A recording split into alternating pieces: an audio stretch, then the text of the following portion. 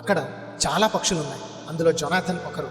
మిగతా పక్షులు మనం చేపల్ని ఎలా చంపాలి, ఎలా కడుపు నింపుకోవాలి, ఎప్పుడు పడుకోవాలి అనే ఆలోచనలు ఉండేవి. కానీ జొనాథన్కి మాత్రం మనం ఆకాశం మీదకి ఎలా ఎగరాలి, ఎంతవరకు ఎగరొచ్చు అనే ఆలోచనలు ఉండేవి.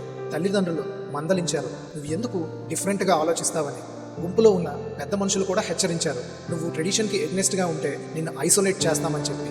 కొంతసేపు అందరు చెప్పిన మాట వినడానికి ట్రై చేసింది, కానీ వెంటనే తన మనసుకు నచ్చిన పని చేసి ఐసోలేషన్కి గురయ్యింది. అలాంటి హార్ట్ బ్రోకెన్ సిచ్యువేషన్స్లో కూడా ఒంటరిగా ఉండి అసలైన ఫ్రీడమ్ని అచీవ్ చేసింది. రోజు ఎగరటం ప్రాక్టీస్ చేసి ఫెయిల్ అయినా మళ్ళీ ట్రై చేసి ఏ పక్షి ఎగరని హైట్స్కి రీచ్ అయ్యి ఒక కొత్త ప్రపంచానికి రీచ్ అయ్యింది.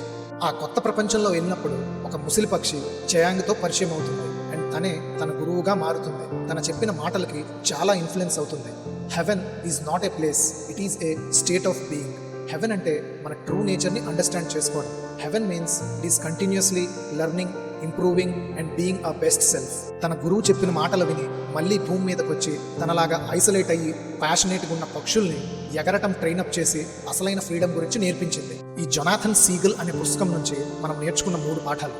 First one, don't be afraid of being different. మిగతా పక్షులన్నీ వేరే దారిలో వెళ్తే జొనాథన్ మాత్రం తన మనసుకు నచ్చిన పని చేసి ఫైనల్గా సక్సెస్ అయింది. రెండోది, యువర్ మైండ్ క్రియేట్ లిమిట్స్. మనం ఏదైనా పని చేయలేమనుకుంటే మన మైండ్ మనల్ని అక్కడే ఆపేస్తుంది. అదే మనం ఇంప్రూవ్ అవ్వచ్చు అని అనుకుంటే అది మనల్ని గ్రోత్లో హెల్ప్ చేస్తుంది. You become what you believe. And finally మూడోది, real happiness is in helping others. Jonathan ఎంత పైకెళ్ళి సక్సెస్ఫుల్ అయినా కూడా ఫైనల్గా తన ప్రపంచానికి వచ్చి మిగతా పక్షుల్ని ఎగరటంలో హెల్ప్ చేసింది. Success gives you satisfaction, but helping others gives you meaning. ఈ స్టోరీ అనేది జొనాథన్ అనే పక్షి గురించి మాత్రమే కాదు, ఇది మీ గురించి, నా గురించి అండ్ డిఫరెంట్గా ఉండాలి, మన పొటెన్షియల్ని రీచ్ అవ్వాలి అని అనుకునే ప్రతి ఒక్కరిది. So be different, break your limits and lift others while you rise.